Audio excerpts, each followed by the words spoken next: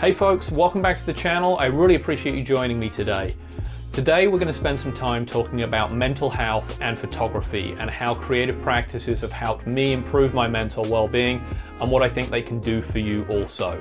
If you're new here, my name is Tom. I'm a photographer based out of New Jersey, and I share my work and thoughts on Substack and YouTube. I really appreciate you sticking around to the end of the video so you can get all of the information. Don't forget to like, follow and subscribe, and thank you for those of you who already do so. It's greatly helping improve and sustain the channel.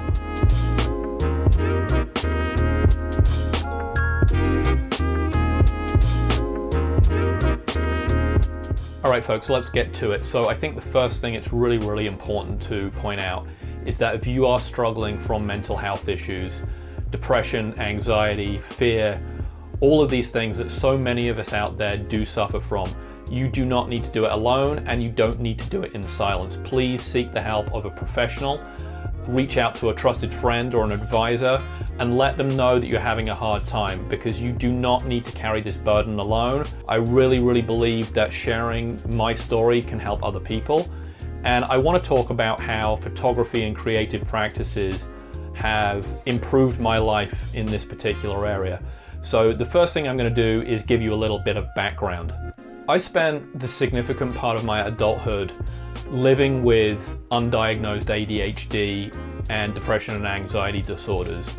And it wasn't until several years ago that I finally sought the help of a professional and got diagnosed.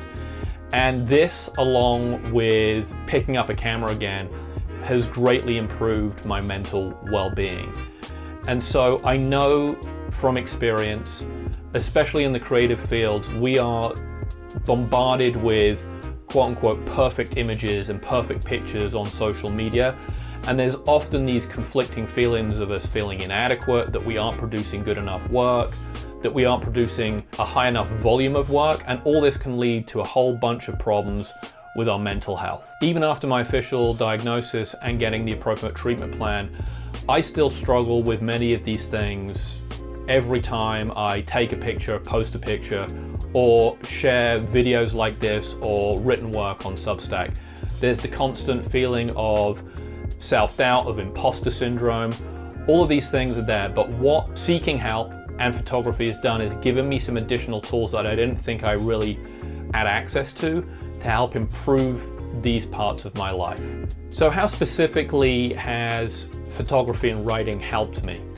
So the first thing that happened is picking up the camera got me outside, and I started to take my photography more seriously during COVID. I think many people who were looking for something to do decided at this point to pick up a camera or start a YouTube channel, start writing, or return to something like one of these practices after years of being away from it. So the first thing that photography did is it got me outside.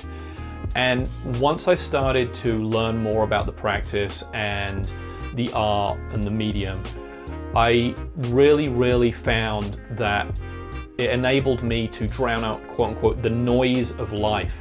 I have a very difficult time slowing my brain down, and it often creates issues whereby I can't think clearly, I procrastinate, I stall in starting something because I feel like there are too many options open to me and I'm not sure how to proceed. But what the camera has given me is, by looking through a viewfinder, it's almost like I have a set of horse blinders on. I'm not distracted by the other things that are going on in the world. And so it's helped provide greater clarity and focus in my everyday life, because I know if I'm struggling, even just stepping outside with the camera for half an hour helps calm my brain. Secondly, what it's done is really helped improve my outlook on life in general.